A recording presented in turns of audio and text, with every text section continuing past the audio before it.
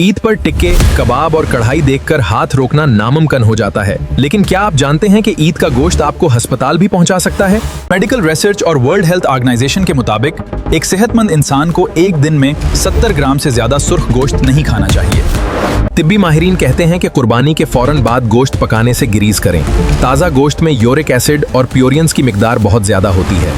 Science के मुताबिक गोश्त को पकाने से पहले कम से कम 4 से 5 घंटे फ्रिज में रखें ताकि इसका पीएच लेवल नॉर्मल हो जाए और वो आसानी से हजम हो सके।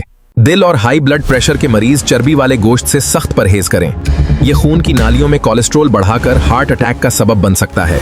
गोश्त खाने के दौरान कोल्ड ड्रिंक्स के बजाय लीमू पानी का इस्तेमाल करें। लीमू में मौजूद सिट्रिक एसिड गोश्त के प्रोटीन को हजम करने में मदद करता है। मेडिकल गाइडलाइंस के मुताबिक गोश्त के साथ सलाद का इस्तेमाल लाजमी करें। सब्जियों का फाइबर गोश्त को आंतों में फंसने से रोकता है। रात के खाने के बाद कम से कम 20 मिनट की वॉक जरूर करें। याद रखिए, सेहत से बढ़कर दुनिया में कोई दूसरी नेमत और अयाशी नहीं है। आप ईद पर सबसे ज्यादा कौन सी डिश पसंद करते हैं? कमेंट्स में बताएं और चैनल डेली को सब्सक्राइब करना ना भूलें।